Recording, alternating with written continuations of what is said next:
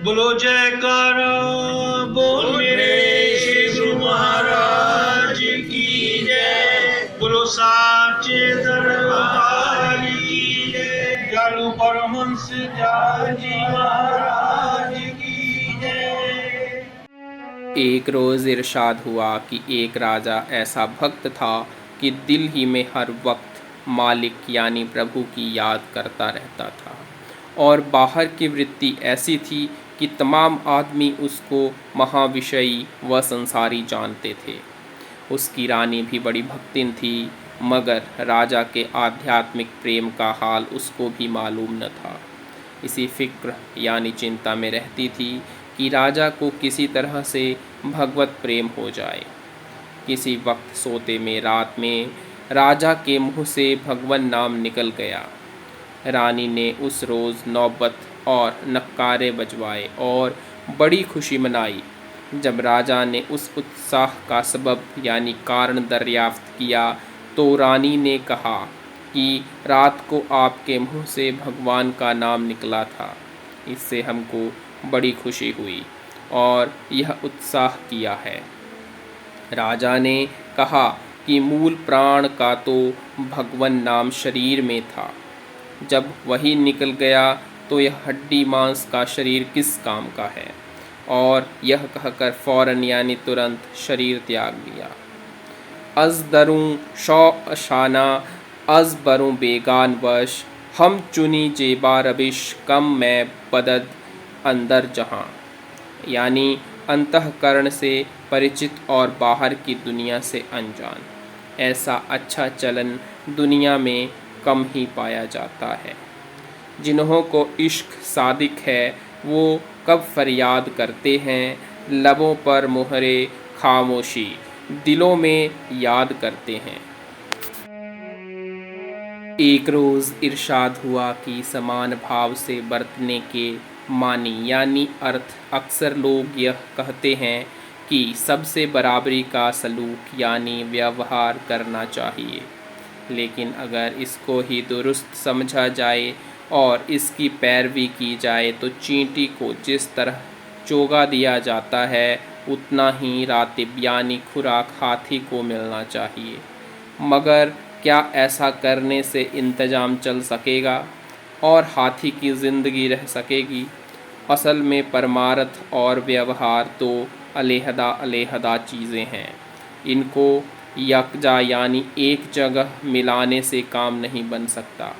परमार्थ में समान भाव से बरतने से यह मुराद है कि सबको मालिक का और उन्हीं 5 तत्वों का पुतला समझकर नज़रे मुगायरत यानी परायपन की नज़र और दूई को उठा देना चाहिए। और यह समझना चाहिए कि ऊंचा नीचा, छोटा बड़ा, मोटा पतला, इंसान हैवान सब में वही मालिक जलवगर है। फिर किससे नफ़रत की जाए और किससे दुश्मनी की जाए?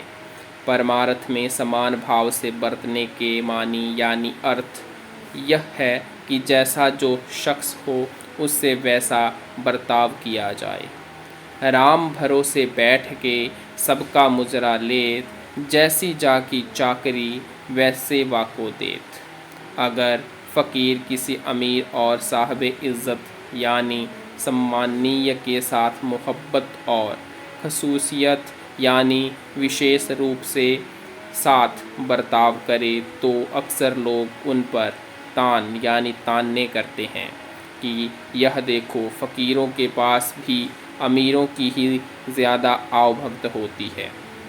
मगर ऐसा क्यों न हो? जब मालिक ने उनको रुतबा और हुकूमत और हशमत बख्शी है तो जो शख्स मालिक के मानने वाले हैं वे क्यों न उसकी वैसी ही इज्जत करें। अगर सबके साथ बराबरी का सलूक किया जाए तो इंतज़ाम दर्रहम बर्रहम यानी अस्त व्यस्त हो जाए।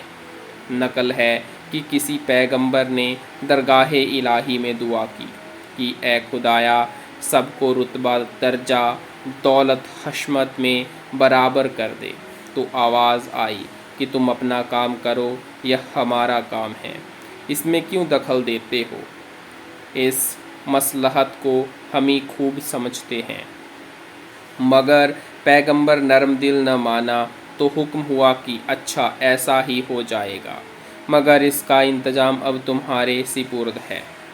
हुक्म होते ही कुल अमीर व गरीब सब बराबर हो गए। सबके घरों में दौलत, माल, असबाब, जन, स्त्री व फर्जंद यानी पुत्र बराबर। न कोई किसी का आका, न कोई किसी का बंदा, न कोई किसी का मोहताज। न मेहतर पखाना साफ करते हैं, न मिश्ती पानी देता है। तमाम मुल्क में अब तरी यानी अराजकता फैल गई। पैगंबर साहब भी तंग आ गए। खुद उनके कारोबार खानगी यानी पारिवारिक कर्तव्यों का इंतजाम भी मुश्किल हो गया। तब तो दुआ की कि मालिक यह इंतजाम मुझसे नहीं चल सकता, आपका मुल्क और आपका ही इंतजाम हो और जो कुछ आप मुनासिब यानी उचित और दुरुस्त समझें वैसा करें। बोलो जयकारा बोल मेरे श्री परमहंस दयाल जी महाराज की जय। बोलो श्री गुरु महाराज की जय। बोलो सांचे दरबार की जय।